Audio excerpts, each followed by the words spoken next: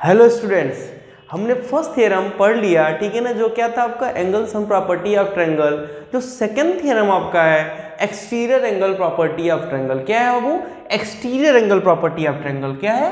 देखो आपका ये एक्सटीरियर यानी कि इसको हम क्या कहते हैं, exterior angle property of triangle, या आपका उसे क्या कहते हैं कि पूरा जो कंप्लीट स्टेटमेंट होता है इस थ्योरम का, क्या इफ वन साइड, क्या कर रहा है, इफ अ साइड, मतलब क्या कि किसी भी ट्रायंगल के अ साइड, किसी एक साइड को क्या कर दो आप, ट्रायंगल को क्या कर दो, प्रोड्यूस कर दो। जैसे मान लो पहले हम क्या करते हैं, ट्रायंगल फॉर्म कर लेते हैं, फिर उसके अकॉर्डिंग क्या करेंगे, इसको एक्सप्लेन करेंगे। ठीक है, चलो तो क्या कर रहा है कि कोई भी एक ट्रायंगल है, ठीक है ना, हमने पहले ट्रायंगल ही बना लिया। ठीक है, चलो ट्रायंगल हमने बना लिया ए बी और सी। कह रहा है देखो क्या कि if a side of a triangle, तो किसी भी ट्रायंगल में कितने साइड होते हैं? सिंपल सी बात है, किसी भी ट्रायंगल में 3 साइड होते हैं। अगर बात करें तो एक ए बी है, बी सी और ए सी है। कह रहा किसी भी एक साइड को, अ साइड मतलब एक side, if a side of a triangle मतलब किसी भी एक साइड ऑफ अ ट्रायंगल को क्या कर दो, प्रोड्यूस कर दो। प्रोड्यूस का मतलब क्या होता है, बढ़ाना, मतलब इंक्रीज करना। तो किसी को भी ले लेते हैं, चलो तो हम बीसी को ही मान लेते हैं, बीसी भी एक साइड है। वैसे आप प्रोड्यूस ए बी को भी कर सकते हो, बीसी को भी कर सकते हो, एसी को भी। तो हम क्या करते हैं, बीसी को कर ले रहे हैं, ठीक है, स्ट्रेट रहेगा थोड़ा। तो हमने क्या कर लिया, चलो बीसी को प्रोड्यूस कर लिया। कहाँ तक? तो ये मतलब कोई लिमिट नहीं, बस हमने मान लिया, मतलब डी पॉइंट तक हमने क्या कर दिया, प्रोड्यूस कर दिया। ऐसे में तो क्या कर रहा है देखो कि if a side of a triangle is produce, जब किसी भी ट्रायंगल के एक साइड को आप प्रोड्यूस करोगे तो क्या होगा, देन क्या होगा, द एक्सटीरियर एंगल फॉर्म। कौन सा एंगल फॉर्म होगा? Exterior angle. अब देखो कहाँ एंगल एक्सटीरियर फॉर्म हो रहा है, जब इस साइड को हम प्रोड्यूस किए तो यही तो एंगल वो फॉर्म हुआ, और जो ये एंगल है वो क्या आपका एक्सटीरियर एंगल है। कहीं पे भी देखो टू रेज जब आपकी क्या होंगी, ऐसे इस टाइप का क्या बनाती है, आपका शेप बनाती है, तो यही क्या होता है, एंगल फॉर्म होता है। तो यहाँ पे भी देखो AC और CD देख रहे हो ना, एक AC आपकी आई और दूसरा CD, और दोनों के बीच में एक एंगल फॉर्म हो गया जिसे हम क्या कहेंगे, एक्सटीरियर एंगल। क्या कहेंगे बाबू? Exterior angle. ठीक है ना। तो आए समझ में क्या कर रहा है कि जब एक साइड आप ट्रायंगल को क्या करोगे, प्रोड्यूस करोगे, तो एक्सटीरियर एंगल फॉर्म होगा। चलो ठीक है, फॉर्म हो गया। अब क्या होगा, जो ये एंगल होगा फॉर्म होगा, किसके इक्वल होगा, कर रहा है इज इक्वल टू, यानी कि जो एक्सटीरियर एंगल फॉर्म है किसके इक्वल होगा, is equal to the sum of two interior opposite angle. किसका? ऑफ ट्रायंगल, ऑफ ट्रायंगल, यानी इसी ट्रायंगल की बात कर रहा है कि sum of two interior opposite. तो देखो टू इंटीरियर की बात करें, इसका इंटीरियर क्या होगा, देखो इस पूरे ट्रायंगल में 3 इंटीरियर है, एक ये एंगल ए है, एंगल बी, एंगल सी, लेकिन सी का जो अपोजिट मतलब उसके जस्ट जो है क्या सामने, तो एंगल ए पड़ेगा और एंगल क्या पड़ेगा, बी पड़ेगा। सी तो उसके जस्ट बगल में है, तो ये दोनों एंगल भी इसके क्या होंगे, इक्वल होंगे। इसका मतलब क्या हुआ कि अगर मान लो मैं मान ले रहा हूं इसको, एंगल आपका जो है मान ले रहा हूं आपका कुछ भी, मान लो एंगल 1 मान ली, इसको हमने एंगल 2 कंसीडर कर लिया, इसको एंगल 3, और ये जो एंगल इतना बचा था इसको हमने क्या मान लिया, एंगल 4 मान लिया। ऐसे ही बाबू चलो, तो कहने का मीन्स ये आपका ये कह रहा है कि जो एंगल 1 फॉर्म हुआ है ना, एंगल 1 ये एक्सटीरियर एंगल, ये किसके इक्वल होगा, एंगल 2 प्लस एंगल 3, यानी कि आपका angle A plus angle B, यानी कि जो इंटीरियर अपोजिट एंगल आपके हैं ट्रायंगल के, इसके क्या हो जाएगा, इक्वल हो जाएगा। यही आपका थ्योरम कह रहा है क्या कि किसी भी एक ट्रायंगल के साइड को जो आप प्रोड्यूस करोगे तो जो एक्सटीरियर एंगल फॉर्म होगा वो इक्वल होगा the sum of two interior opposite of a triangle, यानी क्या कि आपकी जो टू एंगल इंटीरियर फॉर्म होंगे इस ट्रायंगल में उनके क्या होगा, इक्वल होगा। हमने देखो BC को प्रोड्यूस किया, किसी भी को प्रोड्यूस करो, जैसे मान लो हम एक ट्रायंगल लिए यहाँ पे बाबू, हमने क्या कर दिया, A लिया, B लिया और C, हमने AC AB इसी को प्रोड्यूस कर दिया किसी भी साइड को। तो तो जब इसको प्रोड्यूस करेंगे तो ये एंगल फॉर्म होगा, ये एंगल फॉर्म होगा, और ये किसके इक्वल होगा, तो इसके और इसके इक्वल होगा। मतलब उसके इसके देखो इसके बगल में जो एंगल ये एंगल है, इसको छोड़ के जो टू एंगल क्या होते हैं, बसते हैं किसी ट्रायंगल में, उसके क्या हो जाएगा, इक्वल। तो मान लो अगर एंगल ये 1 हुआ, एंगल ये 2 और एंगल ये 3, तो क्या हो जाएगा, angle 1 is equal to angle 2 plus angle 3। इससे देखो हेल्प क्या मिलेगा, एक्सटीरियर एंगल प्रॉपर्टी से क्या होता है, अगर सिंपल सी बात है, मान लो कि ये एंगल 30 एंगल 40 है, ये एंगल इसकी वैल्यू एंगल 2 की, यानी एंगल ए की वैल्यू कितनी, 30 डिग्री है,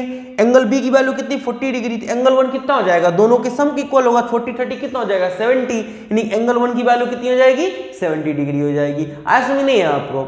तो वही चीज, तो हमें ये प्रूव करना है, चलो हमको इसको प्रूव करना है, तो हमने ले लिया क्या कि इसको प्रूव करना है कि एंगल वन जो है एंगल 2 + 3 के इक्वल है। क्यों? क्योंकि एक थ्योरम है, और थ्योरम मैंने अभी बताया क्या कि थ्योरम का मतलब होता है जिसे हम क्या कर सकते हैं, प्रूव कर सकते हैं। चलो प्रूव कर रहे हैं, तो हमने क्या कर लिया, देखो प्रूफ करना स्टार्ट करते हैं। देखो तो हमें प्रूव करना है, चलो हम प्रूव करते हैं। देखो तो सिंपल सी बात है, क्या आपका कि लेट आपका क्या लेट क्या कि ए बी सी यानी कि ट्रायंगल ए बी सी हमने क्या कर लिया है, ट्रायंगल ए बी सी ले लिया, और आपका जो एंगल वन है किसको रिप्रेजेंट कर रहा है, एक्सटीरियर एंगल को। तो हम राइट कर देंगे कि एंगल वन रिप्रेजेंट, यानी कि एंगल वन किसको रिप्रेजेंट कर रहा है, एक्सटीरियर एंगल को। किसको? Exterior angle.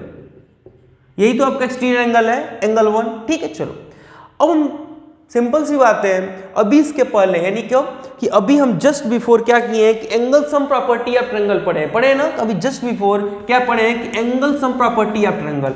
तो ये बताओ angle sum property of triangle के अकॉर्डिंग क्या होगा कि जो आपका एंगल आपका 2 + एंगल 3 + एंगल 4 यानी क्या आपका सम ऑफ एंगल ऑफ ट्रायंगल, यानी तीनों एंगल ट्रायंगल का सम कितना होगा 180 डिग्री। अभी प्रूव कराया हूं ना, तो यानी हम राइट कर सकते हैं कि एंगल आपका 2 और प्लस एंगल आपका 3 और प्लस एंगल आपका 4, यानी क्या angle A plus angle B plus angle C. ये तो एंगल ए को हमने 2 लिखा है, एंगल 2 लेट कर लिया है, एंगल बी को आपका एंगल 3 और एंगल सी को एंगल 4 = 180 डिग्री। अब कहोगे सर कैसे, तो एंगल सम प्रॉपर्टी अभी पढ़ाया है, तो हम यहाँ पे ब्रैकेट में लिख देंगे क्या कि angle sum property of triangle, angle sum property of triangle. ठीक है, थोड़ा आपका लेंदी हो जा रहा है स्टेटमेंट, मतलब ब्रैकेट में क्या है angle sum property of triangle. ठीक है ना, आप राइट कर दोगे इसको। आप इक्वेशन नंबर क्या मान लो, आपका फर्स्ट मान लो। ऐसे में चलो ठीक है। अब ये बताओ अभी मैंने, ठीक है ना, और लास्ट क्लास में मतलब हर क्लास में हम लोग क्या पढ़ रहे हैं कि लीनियर पेयर प्रॉपर्टी पढ़ रहे हैं। लीनियर पेयर में हमने क्या कहा कि कोई भी एक लाइन है और अगर उस पर जो भी एंगल फॉर्म होगा उनका सम कितना होगा 180। तो ये बताओ एंगल 1 + एंगल 4, ये देखो पूरा एक लाइन है आपका, देखो BCD एक लाइन है और BCD पे एंगल 1 + एंगल 4 पूरा क्या कर रहा है, एक लीनियर पेयर फॉर्म कर रहा है। तो ये भी क्या हो जाएगा कि एंगल 1 और प्लस एंगल 4 = 180 डिग्री इस, और ये क्या कैसे होगा, तो बाई लीनियर पेयर। कैसे होगा बाबू, बाई लीनियर पेयर। ठीक है ना, आपको समझ में आएगा लीनियर पेयर। सिंपल सी बात है, कोई भी एक लाइन होती है तो उस पर कितना होता है 180 डिग्री एंगल फॉर्म होता है। देखो एंगल 1 + एंगल 4 एक लाइन ही, तो आपका एक सीधे लाइन गई है BCD फॉर्म हो रहा है 180 डिग्री। इसको मान लो इक्वेशन नंबर 2। ये बताओ अब इक्वेशन 1 मैंने क्या लिखा, angle 2 + angle 3 + angle 4 = 180, angle sum property लगा दिया, और एंगल 1 + एंगल 4 एक्सटीरियर यानी क्या लीनियर पेयर प्रॉपर्टी से 180 होगा। अब देखो दोनों साइड अगर दो इक्वेशन है, एक आपका फर्स्ट इक्वेशन एक सेकंड इक्वेशन, दोनों इक्वेशन में आप देखो RHS साइड इक्वल है। तो जब किसी भी इक्वेशन में RHS साइड यानी एक साइड इक्वल हो, देखो LHS ये है RHS ये है, वैसे LHS ये RHS, तो एक साइड जब इक्वल होता है मतलब इसमें RHS इक्वल है तो LHS अपने आप क्या हो जाएगा, इक्वल हो जाएगा, या आपका LHS इक्वल हो तो क्या हो जाएगा, RHS इक्वल हो जाएगा। तो इस वाले इक्वेशन में यानी दोनों इक्वेशन में RHS इक्वल है तो LHS क्या हो जाएगा, ऑटोमेटिकली क्या हो जाएगा, इक्वल हो जाएगा। तो हम राइट कर सकते हैं क्या, वो राइट कर सकते हैं, तो हम राइट कर सकते हैं क्या कि from equation first and second यानी कि फर्स्ट और सेकेंड इक्वेशन से हम क्या कर सकते हैं, कह सकते हैं कि angle 2 + angle 3 + angle 4 = angle 1 + angle 4। क्यों कर सकते हैं, क्योंकि बाबू आपका RHS साइड क्या इक्वल है तो LHS भी क्या होगा, इक्वल होगा। तो LHS इसका एंगल 2 + एंगल 3 + एंगल 4 है, इसका LHS आपका क्या एंगल 1 + है। अब देखो एंगल 4 दोनों साइड क्या इक्वल है, देखो यहाँ पे भी तो दोनों क्या हो जाएंगे, कट जाएंगे भाई। देखो क्यों, क्योंकि एंगल 4 की कुछ वैल्यू होगी, मान लो इसकी वैल्यू अगर 20 है तो इसकी वैल्यू 20 है, क्योंकि वही सेम एंगल है तो 20 क्या हो जाएंगे, दोनों कट जाएंगे, क्योंकि आपके क्या है बीच में इक्वल साइन है। जैसे ही ट्रांसपोज करोगे, मान लो ये प्लस उधर ट्रांसपोज करोगे माइनस होगा, तो सीधे एंगल 4 और एंगल 4 क्या हो जाएगा, कैंसिल आउट हो जाएगा। बचा कितना, तो देखो बचा आपका एंगल 2 + एंगल 3 = एंगल 1, यही तो बचा।